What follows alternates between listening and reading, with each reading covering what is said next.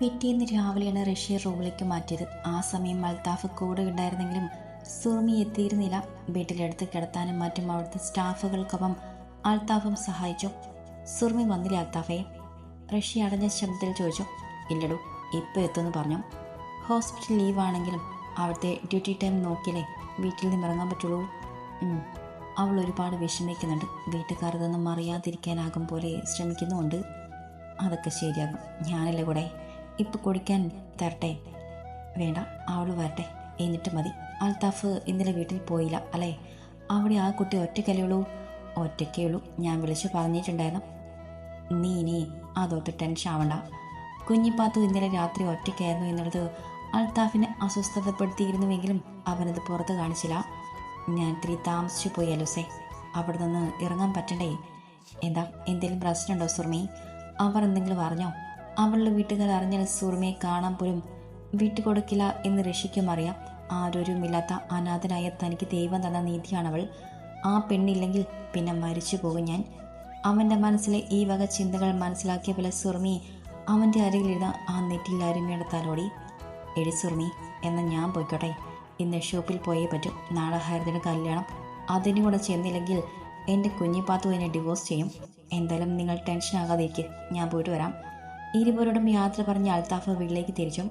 കുഞ്ഞിപ്പാത്ത് നല്ലൊരു ചായ ഉണ്ടാക്കി താടാ, ഷോപ്പിൽ പോകണം, അത്യാവശ്യമാണ്. മുറ്റത്ത് നട്ടു പരിപാലിക്കുന്ന ചെടികൾക്ക് വെള്ളം ഒഴിച്ചുകൊണ്ടെന്ന പെണ്ണിനോട് വെപ്രാളത്തിൽ കാറിൽ നിന്നും തന്നെ അൽത്താഫ് പറഞ്ഞു. ലച്ചു മറുപടിയൊന്നും പറയാതെ കിച്ചണിൽ ചെന്ന് വേഗം ചായ ഇട്ട് അവന് കൊണ്ടുവന്ന് കൊടുത്തു. വാ, ഇവിടെ ഇരുന്നേ. ചായ കയ്യിൽ വാങ്ങിയിട്ട് ലച്ചുവിനെ അടുത്തിരിക്കാൻ സെറ്റിൽ തട്ടി കാണിച്ചു അൽത്താഫ്. ലച്ചു സെറ്റിലിരിക്കാതെ കുറച്ച് നീങ്ങി മറ്റൊരു കസേരയിലിരുന്നു. അവളുടെ കാട്ടിക്കൂട്ടൽ കണ്ട് അവന് ചിരി വന്നു. ശരിക്കും ഒന്ന് പിണങ്ങാൻ പോലും മാറിയില്ല എൻ്റെ കുഞ്ഞിപ്പാത്തുവിന്. ചായ പകുതി കുടിച്ച് ബാക്കി അവളുടെ കയ്യിലേക്ക് വെച്ചു കൊടുത്തു. ആ കവിളൊന്ന് വലിച്ചു വിട്ടു. അവളെ ചേർത്ത് പിടിക്കാൻ ശ്രമിച്ചു അവൻ പറഞ്ഞു. എന്നാൽ വിങ്ങലോടെ അവൻ പറഞ്ഞത് ഒന്ന് ശ്രദ്ധിക്കപ്പോലും ചെയ്യാതെ അവനെ തട്ടി മാറ്റി ലച്ചു കിച്ചണിലേക്ക് പോയി. അപ്പോൾ കുഞ്ഞിപ്പാത്തുവിൻ്റെ പിണക്കം കുറച്ച് സീരിയസ് ആണ്. ഇതിനൊന്നും മീർക്കാൻ എന്തപ്പോൾ ചെയ്യുക? ആലോചനയോടാണ് അൽത്താഫ് കുളിച്ചതും ഷോപ്പിൽ പോകാൻ റെഡിയായതും. കഴിക്കാൻ വിളമ്പി വെച്ചിട്ട് ലച്ചു കട്ടൻ എടുക്കാൻ കിച്ചണിൽ പോയി. അൽത്താഫ് വന്നിരുന്ന് പ്ലേറ്റ് എടുത്ത് വച്ചതും ലച്ചു ഇഡ്ഡലി സാമ്പാറും വിളമ്പി കൊടുത്തു. കൂടെ ഒരു ഗ്ലാസ് കട്ടനും ഒഴിച്ചു വെച്ചു. നീ കഴിക്കുന്നില്ലേ പാത്തുമോ? അൽത്താഫിൻ്റെ ചോദ്യത്തിൽ ലച്ചുവിൻ്റെ കണ്ണുകൾ നിറഞ്ഞുപോയി. ഇപ്പം വേണ്ട, പിന്നെ കഴിച്ചോളാം. നെഞ്ചിൽ വിങ്ങുന്ന സങ്കടം മടക്കി പിടിച്ച് ലച്ചു അവൻ്റെ മുഖത്തേക്ക് നോക്കി. എത്ര നാളുകൾക്ക് ശേഷമാണ് ഈ ഒരു ചോദ്യം പോലും. ഇവിടെ ഇരുന്ന് കഴിക്ക് പാത്തു. ഇനി എപ്പോൾ കഴിക്കാനാണ്? എനിക്ക് വിശപ്പില്ല, കുറച്ച് കഴിഞ്ഞ് കഴിക്കാം. പുറത്ത് തുണി കിടപ്പുണ്ട്, മഴ വരുന്നു, ഞാനത് എടുത്തിട്ട് വരാം. പറഞ്ഞിട്ട് ലച്ചു വേഗം പിന്നാമ്പുറത്തേക്ക് ഇറങ്ങിയ ഒപ്പം ആ മിഴികളും ഒഴുകിയിറങ്ങി. അവന് മനസ്സിലായിരുന്നു പിണക്കം മാറിയിട്ടില്ല, അതുകൊണ്ടാണ് ഈ പോക്കെന്ന്. പാത്തുമോ, ഇറങ്ങുവാണേ. റൂമിനുള്ളിൽ തുണികൾ കൊണ്ടുവന്ന് മടക്കിക്കൊണ്ടിരുന്ന ലച്ചുവിനെ പിന്നിലും ചുറ്റിപ്പിടിച്ച് പിൻകഴുത്തിൽ ഉമ്മ വെച്ചു അൽത്താഫ് പറഞ്ഞതും ദേഷ്യത്തോടെ അവൾ പിടഞ്ഞെണീറ്റു. പിണങ്ങലടി, എനിക്ക് ഒരുപാട് കാര്യങ്ങൾ പറയാനുണ്ട്. അതൊക്കെ നാളെ ഹരിതയുടെ കല്യാണം കഴിഞ്ഞിട്ട് സമാധാനത്തോടെ ഞാൻ പറയാം. അതുവരെ എൻ്റെ പാത്തൊന്ന് ക്ഷമിക്ക്. നാളെ ബാപ്പിയും വരും. ഒന്നും മിണ്ടാതെ അവനെ തന്നെ നോക്കി നിൽക്കുന്ന പെണ്ണിനെ കാണി അവനെന്തോ വേദന തോന്നി. സോറി, എല്ലാത്തിനും സോറി. വലത് കൈ കൊണ്ട് അവളെ വലിച്ചു നെഞ്ചോട് ചേർത്ത നെറ്റിൽ ചുണ്ടമർത്തിയവൻ പുറത്തേക്കിറങ്ങി കാറെടുത്ത് പോകുമ്പോൾ അവൾ തല്ലിയതോർത്ത് അവൻ വേദനിച്ചെങ്കിൽ കഴിഞ്ഞ കുറച്ച് ആഴ്ചകളായി അവൻ തന്നെ അവഗണിച്ചതോർത്ത് അവൻ്റെ ഉമ്മയെ വാക്കുകളാൽ തന്നെ കൊന്നുകളയുന്നു എന്ന് അവനോട് പറയാൻ കഴിയാത്തതുമായിരുന്നു അവൾ നോവിച്ചുകൊണ്ടിരുന്നത്. അവൾ അവൻ കഴിച്ച പ്ലേറ്റും ഗ്ലാസും എടുത്ത് മാറ്റി ടേബിളൊക്കെ വൃത്തിയാക്കിയിട്ട് എല്ലാം ഒതുക്കിയിട്ടാണ് 2 ഇഡ്ഡലിയും ഇത്തിരി സാമ്പാറും എടുത്ത് കഴിക്കാനിരുന്നത്. എന്നാൽ അതുപോലും കഴിക്കാൻ അവൾക്ക് പറ്റുന്നുണ്ടായിരുന്നില്ല. ആകെ ഒരു വല്ലായ്മ. ആഹാരത്തോട് എത്ര നാളുകളായി തോന്നുന്ന വെറുപ്പ്. എന്തെങ്കിലും കഴിക്കാനുള്ളത് കാണുമ്പോൾ തന്നെ വായിൽ നിറയുന്ന ഉമ്മീനീര് കാണും. കഴിക്കാൻ പറ്റുന്നില്ല. ലച്ചു അത് അതേപടി കൊണ്ട് വേസ്റ്റ് ബാസ്ക്കറ്റിലിട്ട് പാത്രം കഴുകി വെച്ചു. നേരെ റൂമിലെത്തി നാളെ കല്യാണത്തിനിടാൻ ഹരിത എടുത്തു തന്ന ദാവണി ബ്ലൗസ് ഒന്ന് ഇട്ട് നോക്കി. അന്ന് വലിയ കുഴപ്പമുണ്ടായിരുന്നില്ല. എന്നാൽ ഇപ്പോൾ ഒരുപാട് ലൂസാണ്. അത് അഴിച്ചു മാറ്റി ലച്ചു തന്നെ ആകെ ഒന്ന് നോക്കി. കണ്ണിന് ചുറ്റും പടർന്ന കറുപ്പ്. മുഖവും ശരീരവും വിളറി മെലിഞ്ഞു പോയിരിക്കുന്നു. കുറച്ചായി ഒരു സംരക്ഷണവും ഇല്ലാതെ ആകെ ഒരു കരിവാളപ്പ് നിറം പോലും മങ്ങിപ്പോയതുപോലെ. പുരികമൊക്കെ കാട് പോലെ വളർന്നിരിക്കുന്നു. നാളെ എൻ്റെ ഹരിതയുടെ കല്യാണത്തിന് സുന്ദരിയായി വേണം പോകാൻ. അതിന് ഇന്നൊന്ന് സ്മിത ചേച്ചിയുടെ പാലിൽ പോകണം. ഒന്ന് വിളിച്ചു നോക്കാം. എൻ്റെ ഹരിതയ്ക്ക് ഞാൻ ഒരുങ്ങി ചെല്ലുമ്പോൾ സന്തോഷമാകും. നിറഞ്ഞ കണ്ണുകൾ ലച്ചു അമർത്തി തുടച്ചു കളഞ്ഞു. ശരിക്കും ആഹാരം കഴിക്കാതെ ശരിയായി ഉറക്കമില്ലാതെ ഇരുന്നാൽ ഒക്കെ ആരോഗ്യവും സൗന്ദര്യവും മോശമാകുമെന്ന് പറയുന്നത് വെറുതെയല്ല. ലച്ചു മിറൽ നോക്കി സ്വയം പറഞ്ഞു. പുച്ഛത്തിൽ നിന്ന് ചിരിച്ചു. അല്ലെങ്കിലും ഇനിയിപ്പോൾ അതൊന്നും ഉണ്ടായിട്ടും കാര്യമില്ലല്ലോ. ഈ മരുഭൂമിയിൽ ഒരു പച്ചില നാമ്പ് തളർക്കുമെന്ന് പറഞ്ഞ് കാത്തിരിക്കാൻ കഴിയില്ല എന്ന ഉമ്മയുടെ വാക്കുകൾ ഓർത്തുപോയി. അവളെങ്കിലും നാളെ ഒരു ദിവസം ലച്ചു എന്നത്തിലും സുന്ദരിയാവണം. മുഖത്തും പുരകത്തിലുമൊക്കെ വിരൽ ഓടിച്ച് മനസ്സിലോർത്തുകൊണ്ട് നിലത്തേക്കിരുന്ന് ലച്ചു. ടേബിളിലിരിക്കുന്ന രണ്ടാളും ഒരുമിച്ചുള്ള ഫോട്ടോ നോക്കി. എന്തിനായിരുന്നു അല്ലൂസേ ഈ പാഴ്ജന്മത്തെ കുട കൂട്ടിയത്, മോഹങ്ങൾ തന്നത്, സ്വപ്നങ്ങൾ കാണാൻ പഠിപ്പിച്ചത്? ഒന്നും വേണ്ടായിരുന്നല്ലോ. അവിടെ നന്ദാവനത്തിൽ അവിടുത്തെ അടുക്കളയിൽ യാതൊരു പ്രതീക്ഷയോ സ്വപ്നങ്ങളോ ഇല്ലാതെ കഴിഞ്ഞ എന്നെ എന്തിനായിരുന്നു ആ ജീവിതത്തിലേക്ക് കൈപിടിച്ച് കയറ്റിയത്? ഇപ്പം എൻ്റെ അല്ലൂസിൻ്റെ സന്തോഷവും പോയില്ലേ. എൻ്റെ കൂടെ കൂടുന്നവർക്കൊക്കെ വേദന മാത്രമേ ഉണ്ടാകൂ. ശാപം പിടിച്ച ജന്മം എന്ന് മായടത്തെയും ഏടത്തിയുടെ അമ്മയും പറയുന്നത് സത്യമാണ്. ആ നേരത്ത് ചടഞ്ഞിരുന്ന ഓരോന്നും ഓർത്ത് ലച്ചു. അപ്പോഴാണ് ബ്ലൗസ് ശരിയാക്കണമെന്ന് ഓർമ്മ വന്നത്. പിന്നെ അതും സൂചിയും നൂലും എടുത്ത് സോപാനപ്പടിയിൽ വന്നിരുന്ന ലച്ചു അതും ശരിയാക്കിയിട്ടാണ് ലച്ചു സ്മിതയുടെ പാറിൽ പോയത്. ആഹാ, ഞാനിപ്പോൾ ഓർത്തേടും.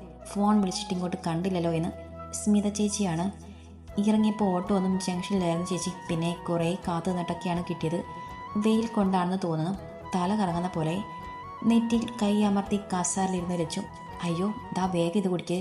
ഗീത ഒരു ഓറഞ്ച് ജ്യൂസ് വാങ്ങിച്ചേ. സ്മിത തണുത്ത വെള്ളം കുടിക്കാൻ കൊടുത്തുകൊണ്ട് കൂടെ ഹെൽപ്പിന് നിൽക്കുന്ന പെൺകുട്ടിയോട് പറഞ്ഞു. ആ കുട്ടി പെട്ടെന്ന് താഴെ ബേക്കറിയിലേക്ക് പോയി. ലച്ചുവും ആ തണുത്ത വെള്ളവും ഒരല്പം കുടിച്ചു. രാവിലെ ഒന്നും കഴിച്ചില്ലേ ലക്ഷ്മി? പ്രഷർ കുറഞ്ഞിട്ടുണ്ടാകും. ഇപ്പോൾ കുഴപ്പമില്ല ചേച്ചി. ഒരു ചിരി ചുണ്ടിൽ ഒട്ടിച്ച് ലച്ചു പറഞ്ഞു. എങ്കിലും അവർ നിർബന്ധിച്ച് ഗീത വാങ്ങിക്കൊണ്ടുവന്ന ഓറഞ്ച് ജ്യൂസ് ലച്ചുവിനെ കൊണ്ട് കുടിപ്പിച്ചു. കുറച്ച് കഴിഞ്ഞതും അവളെ ക്ഷീണം ഒരൽപ്പം മാറിയതോടെ ഐബ്രോ ത്രെഡിങ്ങും ബ്ലീച്ചിങ്ങും ഫേഷ്യലും പെഡിക്യൂറും മാനിക്യൂറും ഒക്കെ ചെയ്ത് തലമുടി മാത്രമൊന്നും ചെയ്തില്ല. ഷാമ്പു ചെയ്ത് ഭംഗിയാക്കാമെന്ന് കരുതി. അൽത്താഫ് തലമുടിയിൽ തൊട്ടുള്ള കളി മാത്രം ഇഷ്ടമാവില്ല. അതോർത്തതും അവളെ ചൊടികളൊന്ന് വിടർന്നെങ്കിലും അടുത്ത നിമിഷം അത് മങ്ങിപ്പോയി. ദേ നോക്കേ, ലക്ഷ്മി നല്ല സുന്ദരിയായിട്ടില്ലേ? സ്മിത ചോദിക്കുമ്പോൾ ലച്ചു ചിരിച്ചതേയുള്ളൂ. ഒക്കെ കഴിഞ്ഞിറങ്ങുമ്പോൾ നേരം ഒരുപാട് വൈകിയിരുന്നു ലച്ചു. വീട്ടിലെത്തി ലച്ചു ഒരു ബ്ലാക്ക് കോഫി കുടിക്കണമെന്ന് തോന്നൽ അതും ഇട്ടുകൊണ്ടുവന്ന് സോപാനപ്പടിയിലിരുന്നു. പിന്നെയും ചിന്തകൾ കാട് കയറുമെന്ന് തോന്നിയപ്പോൾ എഴുന്നേറ്റ് പോയി കുറച്ചു നേരം ഹരിത വിളിച്ച് സംസാരിച്ചു. എടി, നിന്റെ അലസിൻ്റെ ആ പാഷാണം തള്ള വരുന്നു. നസീമ വരുന്നത് മുകളിലെ ജനാലയുടെ കണ്ട ഹരിത ലച്ചുവിനോട് പറഞ്ഞു. അങ്ങനെയൊന്നും പറയണ്ടടി. എന്തൊക്കെ പറഞ്ഞാലും എൻ്റെ അലസിനെ പ്രസവിച്ച് വളർത്തിയ ഉമ്മയിലടി അത്. ഞാൻ മറക്കാൻ പാടുണ്ടോ? ഓ വേണ്ടായി, പിന്നെ ഒറ്റയ്ക്കാണ്, കൂടെ നിൻ്റെ കെട്ടിയോനില്ലാന്ന്. ലച്ചു മോളി. എടി, നീ അങ്ങോട്ട് ഇറങ്ങിച്ചില്ല, ഞാൻ ഫോൺ വെക്കോ, ഇനി നാളെ കാണാം. ഒടുവിൽ ഹരിതയോടും പറഞ്ഞ് ലച്ചു ഫോൺ വെച്ചു. അലൂസ് എന്താകും ഉമ്മയ്ക്കൊപ്പം പോകാത്തത്? ഒറ്റയ്ക്ക് അങ്ങനെ പോകാറില്ലല്ലോ, എന്തു പറ്റി? അതേ ചിന്തയിൽ തന്നെ ലച്ചു അവിടെ ഇരുന്നു. പാത്തുമോ, എടി കുഞ്ഞിപ്പാത്തുമോ? അൽത്താഫ് തട്ടി വിളിച്ചപ്പോഴാണ് അവൾ ഉണർന്നത്. അപ്പോഴാണ് അറിഞ്ഞത് ആ സോപാനപ്പടിയിൽ തന്നെ ഇരുന്ന് ഉറങ്ങിപ്പോയെന്ന്. ഞാൻ ഉറങ്ങിപ്പോയി. വല്ലായ്മയുടെ അവളോട് പറഞ്ഞിട്ട് ലച്ചു ആ പടിയിൽ നിന്നും പതിയെ എഴുന്നേറ്റും. അവളെ ചെറുതായി വിറയ്ക്കുന്നുണ്ടായിരുന്നു. ഒന്നും കഴിക്കാഞ്ഞിട്ട് അവളുടെ അവസ്ഥ കണ്ടിട്ട് അൽത്താഫ് പെട്ടെന്ന് അവളെ ചേർത്ത് പിടിച്ചു. എന്താ പാത്തു, വയ്യ നിനക്ക്? അവനുള്ള കഴുത്തിലും ഒക്കെ വെപ്രാളത്തോടെ തൊട്ട് നോക്കി. ഒന്നുമില്ല, വിട്, കഴിക്കാൻ എന്തെങ്കിലും ഉണ്ടാക്കട്ടെ. അവൻ്റെ കൈ തട്ടി മാറ്റി അവൾ കിച്ചണിലേക്ക് പോകുമ്പോൾ അൽത്താഫിനോട് ചോദിച്ചു. ഒന്നും ഉണ്ടാക്കണ്ട, കഴിക്കാനുള്ളതൊക്കെ ഞാൻ വാങ്ങിയിട്ടുണ്ട്. മര്യാദയ്ക്ക് വന്നിരുന്ന് കഴിക്ക്. എനിക്കൊന്നും വേണ്ട. അവൻ കയ്യിലിരുന്ന കവർ ടേബിൾ വെക്കുമ്പോൾ ലച്ചു പതിയെ പറഞ്ഞു. വാശി കാണിക്കരുത് പാതു. നീ കാണിക്കുന്ന വാശിക്കപ്പുറം എനിക്കറിയാം. ഇപ്പം നീ ഇത് കഴിച്ചില്ലെങ്കിൽ പിന്നെ നീ എനിക്ക് വെച്ചുണ്ടാക്കി തരുന്ന ഒന്നും ഒരിക്കലും നിന്റെ അലൂസും കഴിക്കില്ല. അറിയാലോനെ. ഇനി തീരുമാനിക്ക്, കഴിക്കണോ വേണ്ടേന്ന്. കവറും അവിടെ വെച്ച് അവൻ റൂമിലേക്ക് കയറിപ്പോയി. അവൻ ഫ്രഷായി ഇറങ്ങി വരുമ്പോഴൊക്കെ രണ്ടാൾക്കും കഴിക്കാൻ കണക്കിന് വിളമ്പി വെച്ചിട്ടുണ്ട്. അവൻ്റെ ചുണ്ടിൽ അവളോടുള്ള ഒരു പുഞ്ചിരി വിരിഞ്ഞു. രാവിലെ അൽത്താഫ് ഉണരുമ്പോൾ ലച്ചു അടുത്തുണ്ടായിരുന്നില്ല. അവൻ ഫോൺ എടുത്ത് സമയം നോക്കി. 6 മണി ആയിട്ടേ ഉള്ളൂ. ഇത്ര രാവിലെ എഴുന്നേറ്റ് പോയോ ഈ പാത്തുമ്മ? ഓ, ഇന്നല്ലേ കല്യാണം, ചുമ്മാതല്ല പെണ്ണ് ഇത്ര നേരത്തെ എഴുന്നേറ്റത്. ഈ പിണക്ക് എങ്ങനെ തീർക്കും പാത്തുമ്മ? ഇത്തിരി സീരിയസ് ആണല്ലോ. പടച്ചോനെ നീയേ തുണ. പ്രാർത്ഥിച്ചുകൊണ്ട് മടിയുടെ കണ്ണുകൾ തുറന്ന അൽത്താഫ്. പാത്തുമ്മോ, ഒരു ചായ കിട്ടോ? കിച്ചണിൽ എന്തോ ചെയ്തുകൊണ്ട് നിന്ന ലച്ചിനോട് അൽത്താഫ് ചോദിച്ചതും ഒപ്പം പിന്നിൽ നിന്നും അവളെ ചുറ്റി പിടിക്കുകയും ചെയ്തു. പിണക്കം മതിയാക്ക് പാത്തുമ്മ. ഇങ്ങനെ മിണ്ടാതിരിക്കുമ്പോൾ സങ്കടം തോന്നുന്നു. അവളുടെ കഴുത്തിൽ മുഖം കൊണ്ട് ഉരസി അവൻ പറഞ്ഞു. വിട്ടെ, എന്നെ വിട് അലുസേ, എനിക്കാരോടും പിണക്കമൊന്നുമില്ല. ബലമായി അവൻ്റെ കയ്യിൽ നിന്നും ഊർന്നു മാറിയിട്ടാണ് അവൾ പറഞ്ഞത്. ദാ ചായ. ഒരു കപ്പ് ചായ ഫ്ലാസ്കിൽ നിന്നും ഒഴിച്ചെടുത്ത് അവൻ്റെ കയ്യിൽ കൊടുത്തു ലച്ചു. പിന്നെ കിച്ചണിൽ നിന്നും പുറത്തേക്ക് ഇറങ്ങി. ഹോ എൻ്റെ ദൈവമേ, ഇതിനെ ഞാൻ എന്ത് ചെയ്യും? ഇവൾക്കാണോ പിണങ്ങാൻ പോലും അറിയില്ലെന്ന് വിചാരിച്ചിരുന്നത്? അൽത്താഫ് ചായയുമായി ഉമ്മർത്ത് വന്ന് സോപാന പടിയിലിരുന്നു. ലച്ചു റൂമിൽ ചെന്ന് എന്ത് ചെയ്യണമെന്നറിയാതെ പതർന്നിരുന്നു. പിന്നെ കുളിക്കാനായി ബാത്റൂമിൽ കയറി. ലച്ചു കുളിച്ചിറങ്ങുമ്പോൾ അൽത്താഫ് റൂമിലുണ്ടായിരുന്നു. ഈറൻമുടി തോർത്തിൽ ചുറ്റി കെട്ടിവെച്ച് മുഖവും ചുണ്ടും കഴുത്തും വെള്ളം പറ്റിപ്പിടിച്ച് നനവോടെ വന്ന പെണ്ണിനെ അവൻ കണ്ണെടുക്കാതെ നോക്കി നിന്നു. എന്ന് ലച്ചു അവനെ മൈൻഡ് ചെയ്യാതെ മുടി കുടഞ്ഞ് ഉണക്കാൻ തുടങ്ങി. എടി പാത്തുമോ, എനിക്ക് ഇടേണ്ട ഡ്രസ്സ് എവിടെയാ? ഞാൻ കുളിച്ചു വരുമ്പോൾ എടുത്തു വെക്ക്. മനസ്സും ശരീരവും എന്തിനൊക്കെ മോഹിക്കുമ്പോഴും അവൾ മുഖം തിരിച്ചത് കണ്ട് അവൻ പറഞ്ഞിട്ട് കുളിക്കാൻ പോയി. അൽത്താഫിൻ്റെ ഡ്രസ്സും തൻ്റെ ധാവണിയും ഒക്കെ എടുത്തു വെച്ചിട്ട് ലച്ചു ബ്രേക്ക്ഫാസ്റ്റ് എടുത്ത് വെക്കാൻ പോയി. പുട്ടുപുഴുങ്ങിയ പഴവും കട്ടൻ ചായയുമായിരുന്നു ലച്ചു ഉണ്ടാക്കിയിരുന്നത്. അതൊക്കെ വിളമ്പി വെച്ചപ്പോൾ അവൻ വന്ന് കഴിക്കാനിരുന്നു. ലച്ചു ഒരു മുറി പഴവും കട്ടനും എടുത്ത് കഴിച്ചു തുടങ്ങി. പുട്ട് കഴിക്കുന്നില്ലേ പാത്തു നീ? വേണ്ട, ഇത് മതി, ലച്ചു പറഞ്ഞിട്ട് കുനിഞ്ഞിരുന്ന് അവനെ നോക്കാതെ കഴിക്കാൻ തുടങ്ങി. ഇടയ്ക്കിടെ അവളെ നോക്കിക്കൊണ്ട് തന്നെ അവനും കഴിച്ചു. ഇരുവരും വേഗം തന്നെ കഴിച്ച് എഴുന്നേറ്റും. ലച്ചു പാത്രമൊക്കെ കഴുകി വെച്ചു. എന്നിട്ടാണ് റെഡിയാവാൻ വന്നത്. അപ്പോഴേക്കും വേഷമൊക്കെ മാറി അൽത്താഫ് മുടി സെറ്റ് ചെയ്യുന്നുണ്ടായിരുന്നു. പൂവ് വാങ്ങിയില്ലേ പാത്തു? ഇല്ല. അൽത്താഫ് ചോദിച്ചതിന് ഒറ്റ വാക്കിൽ ഉത്തരം പറഞ്ഞു ലച്ചു. നീ റെഡിയാവ്, ഞാൻ പോയി പൂവ് വാങ്ങിച്ചിട്ട് വരാം. പറഞ്ഞിട്ട് മറുപടിക്ക് കാക്കാതെ അവൻ പുറത്തേക്ക് വേഗം ഇറങ്ങിപ്പോയി. ലച്ചു വേഗം ഡ്രസ്സ് മാറി മുടി അഴിച്ചിടാം എന്ന് കരുതിയെങ്കിലും പൂവ് വാങ്ങാൻ പോയത് കൊണ്ട് ഭംഗിയായി പിന്നിയിട്ടു. നന്നായി കണ്ണെഴുതി പുരികം ഇത്തിരി കൂടെ കറുപ്പിച്ചു. കല്ല് വെച്ചൊരു പൊട്ടും ഒരെഞ്ഞുള്ള സിന്ദൂരവും നെറുകയിലും തൊട്ടും ഒരൽപ്പം ലിബാമും ഇട്ടു. പച്ചയും മഞ്ഞയും കോമ്പിനേഷൻ ധാവണിയായതിനാൽ ഇരു കയ്യിൽ നിറയെ ആ നിറത്തിൽ വളകൾ മിക്സ് ചെയ്തിട്ടു. കഴുത്തിൽ താലിമാലയ്ക്കൊപ്പം ലക്ഷ്മി മാലയിട്ട് കാതിൽ വലിയ ജിമിക്കയും കൂടെ ആയതോടെ ലച്ചു അതിസുന്ദരിയായി. ഇതാരാ? എൻ്റെ പാത്തുമ തന്നെയാണോ? ഈ സൗന്ദര്യമൊക്കെ ഒളിപ്പിച്ചു വച്ചിരിക്കുമായിരുന്നു. മുല്ലപ്പൂവ് ലച്ചുവിൻ്റെ കൈകളിൽ വെച്ച് കൊടുത്ത ആമുഖം കൈകളിൽ കോരിയെടുത്ത അൽത്താഫ്. ഒരു നിമിഷം സന്തോഷം കൊണ്ട് ആ ചുടികൾ വിരിഞ്ഞെങ്കിലും അടുത്ത നിമിഷം ഏതോ ചിന്തയിൽ ആ മുഖം വാടിപ്പോയി. ഒപ്പം അവൻ്റെ കൈകളെ പിടിച്ചു മാറ്റുകയും ചെയ്തു. അൽത്താഫിൻ്റെ മുഖവും മങ്ങിയെങ്കിലും അവനത് പുറമേ കാണിച്ചില്ല. ചെന്ന് പൂ വെച്ചിട്ട് വാ, അതോ ഞാൻ വെച്ച് തരണോ? വേണ്ട, ഞാൻ വെച്ചോളാം പറഞ്ഞിട്ട് ലച്ചു അകത്തേക്ക് കയറിപ്പോയി. അവളെ തന്നെ നോക്കി നിന്നൊരുവൻ വിഷമത്തോടെ അവളുടെ പിണക്കം എങ്ങനെ മാറ്റുമെന്ന് ആലോചിച്ചു പോയി.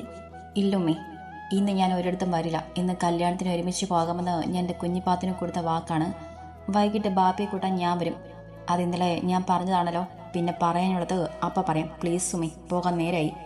ലച്ചു വാതിൽ പൊട്ടി ഇറങ്ങുമ്പോൾ കേൾക്കുന്നത് ഉമ്മയുടെ ഫോണിൽ സംസാരിക്കുന്ന അൽത്താഫിനെയാണ്. അവൻ്റെ സംസാരം കഴിയാൻ ലച്ചു ഒന്നും ശ്രദ്ധിക്കാത്ത പോലെ നിന്നെങ്കിലും അവൾക്ക് കാര്യം കൃത്യമായി മനസ്സിലായി. ഉമ്മയ്ക്ക് എന്തോ പറയാനുണ്ട്. അതിനുവേണ്ടി അല്ലൂസിനെ വിളിക്കുവാണ്. പക്ഷേ ഇന്ന് ഞങ്ങൾ ഒരുമിച്ച് പോകരുത് എന്നൊരു ആഗ്രഹം അവർക്കുണ്ട് എന്ന് ലച്ചുവിനല്ലാതെ ആർക്കും മനസ്സിലാകും.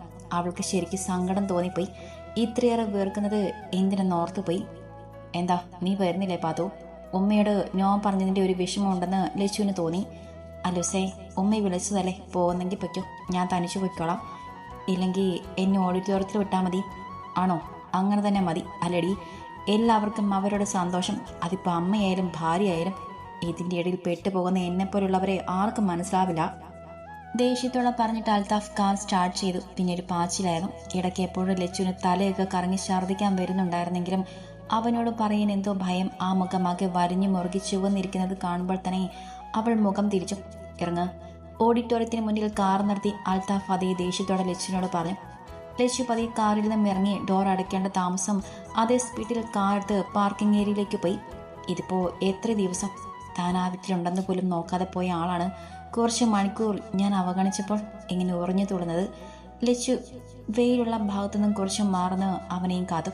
എന്താ വരുന്നില്ലേ? ഇവിടെ തന്നെ നിൽക്കാൻ പോവാണോ? നേരത്തെയുള്ള അതേ ദേഷ്യത്തിൽ ലച്ചുവിൻ്റെ അരികിൽ വന്ന് നിന്നു അവൻ. പോവാം. ലച്ചു ചോദിച്ചതും അവൻ എടുത്ത് കൈ അവളുടെ നേരെ നീട്ടി.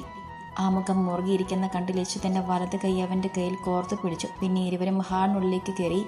അതിനകത്ത് മുഴുവനും അതിഥികളെ കൊണ്ട് നിറഞ്ഞിരുന്നു. ചെന്ന് ഹരിതയെ കണ്ടിട്ട് വാ, ലച്ചുവിനോട് പറഞ്ഞിട്ട് അവൻ ഹരിതയ്ക്ക് നിൽക്കുന്നിടത്തേക്ക് പോയി. ലച്ചു, എൻ്റെ പെണ്ണെ, എന്തൊരു ഭംഗിയാടി നിന്നെ കാണാൻ. എനിക്ക് തന്നെ അസൂയ തോന്നുന്നു നിന്നെ കണ്ടിട്ട്. ഒന്ന് പോയടി.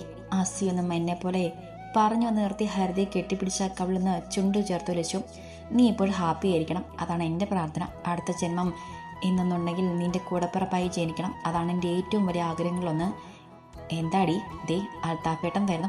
ഇന്ന് രണ്ടാളും ഒരുമിച്ച് വന്നല്ലോ, എനിക്ക് സന്തോഷമായി കേട്ടോ. ഹരിത അൽത്താഫിനോട് പറഞ്ഞു. പിന്നെ അല്പം കഴിഞ്ഞത് മുഹൂർത്ത സമയമായി. ഹരിതയെ മണ്ഡപത്തിലേക്ക് കൈ പിടിച്ചു കൊണ്ടുവന്ന് വലം വെച്ച് വിനീന് അരികിലെത്തിയത് ഹരിയാണ്. ആ സമയം ഒരച്ഛൻ്റെ മനസ്സായിരുന്നു അവനും. ഹരി എടുത്തു കൊടുത്ത മഞ്ഞച്ചട്ടിൽ കോർത്ത ആലിലെ തലി വിനീന് ഹരിതയുടെ കഴുത്തിൽ കെട്ടുമ്പോൾ അവളെപ്പോലെ കൂപ്പ് കൈയോടെ തന്നെ കൂടെ പിറക്കാത്ത കൂടപ്പിറപ്പിന് വേണ്ടി ലച്ചു മാനം ഒരുക്കി പ്രാർത്ഥിച്ചു. 4 തരം പായസം കുട്ടി വിവസമൃദ്ധമായ സദ്യ. പക്ഷെ ലച്ചു അത് നേരെ ചുവയെ കഴിക്കാനോ അതിൻ്റെ രുചി ആസ്വദിക്കാനോ കഴിഞ്ഞില്ല. ഇതൊക്കെ നിനക്ക് ഇഷ്ടമുള്ളതല്ലേ പാതു, അതെടുത്ത് കഴിക്കേ, ഇത് കഴിച്ചു നോക്ക് എന്നൊക്കെ അൽത്താഫ് പറയുന്നുണ്ടായിരുന്നു. എന്തൊക്കെ നുള്ളിപ്പറക്കി കഴിച്ചിട്ട് അൽത്താഫിനൊപ്പം തന്നെ ഹാളിലേക്ക് വന്നു ഇരുന്നു. അപ്പോഴൊന്നും ഇരുവരും മറ്റൊന്നും സംസാരിച്ചിരുന്നില്ല. സദ്യ ഇഷ്ടമായില്ലേ പാത്തുമ്മ, അതോ ഹരിത പോയിന് സങ്കടമാണോ? ഹാളിൽ ലച്ചുൻ്റെ അരികിൽ ഇരിക്കുമ്പോൾ ചെവിയിൽ ചുണ്ട് ചേർത്ത് അൽത്താഫ് പതിയെ ചോദിച്ചു. എന്തിനാ ചോദ്യം ലച്ചുൻ്റെ കണ്ണുകളെ നനയിച്ചു. അവൾ വിതുമ്പിക്കൊണ്ട് മുഖം കുനിച്ചതും അവൻ അവളെ തന്നെ ദേഹത്തോട് ചേർത്ത് പിടിച്ചു. വിഷമിക്കലേ, നമുക്ക് അവളെ എപ്പോൾ വേണേലും പോയി കാണാം. വീണിൻ്റെ വീട്ടിലേക്ക് ഇറങ്ങാൻ നേരം ഹരിത ഏട്ടനോടും ഏട്ടത്തിയോടും ബന്ധുക്കളോടും ചിരിച്ച മുഖത്തോടെ യാത്ര പറഞ്ഞു. അവസാനം ലച്ചുവിൻ്റെ അടുത്തെത്തിയ ഹരിത നിറകണ്ണുകളോടെ അവളെ കെട്ടിപ്പിടിച്ചു. കരയില്ല ഹരിതേ, നീ സന്തോഷത്തോടെ ഇരിക്കാൻ ഞാൻ എന്നും പ്രാർത്ഥിക്കും. വീതുമെന്ന ചുണ്ടും നിറഞ്ഞ് തൂവുന്ന കണ്ണുകളുമായി ലച്ചു അവളെ ചേർത്ത് പിടിച്ച് കാറിൻ്റെ അടുത്തേക്ക് നടന്നു. അതിനുള്ളിൽ വിനീൻ്റെ അരികിൽ കയറ്റിയിരുത്തി. ആ കാർ അകന്നു പോകുമ്പോൾ ലച്ചു വിങ്ങിലടക്കി നിന്നു. അൽത്താഫ് അവളെ തന്നെ നെഞ്ചിൽ ചേർത്ത് പൊതിഞ്ഞു പിടിച്ചു. കണ്ടു നിന്നവർക്ക് അത്ഭുതമായിരുന്നു ഹരിതയുടെയും ലച്ചുവിൻ്റെയും സ്നേഹം. അലുസിൻ്റെ കുഞ്ഞിപ്പാത്തുമോ? കണ്ണുകൾ നിറയെ അവളോടുള്ള പ്രണയവും അസൂയയും അതിൻ്റെ അസ്വസ്ഥതയും നിറച്ച അൽത്താഫ് അവളെ തന്നിലേക്ക് അമർത്തി ഞെരിച്ചു പിടിച്ചു. ആ പിടിയിൽ അവൾക്ക് ശ്വാസം മുട്ടുന്നുണ്ടായിരുന്നെങ്കിലും അപ്പം അവളും ആ താങ്ങും കരുതലും ആഗ്രഹിച്ചിരുന്നു. തിരികെയുള്ള യാത്രയിൽ സീറ്റിൽ ചാരി കണ്ണുകൾ അടച്ചിരിക്കുന്നവളെ അൽത്താഫും ശല്യം ചെയ്തില്ല. ഇടയ്ക്കിടെ കണ്ണ് തുടയ്ക്കുന്ന, മുഖം അമർത്തി തുടയ്ക്കുന്ന, ഇതൊക്കെ കണ്ട് വിഷമവും കുശുമ്പും ഒക്കെ തോന്നിയെങ്കിലും ഒന്നും പറഞ്ഞില്ല അവൻ. പാത്തുമ്മയ്ക്കെന്നെക്കാട്ടിലും ഇഷ്ടം ഹരിതയോടാണോ? പ്രിയത്തിലേക്കുള്ള യാത്രയിൽ അതുതന്നെയായിരുന്നു അവൻ്റെ ഉള്ളിൽ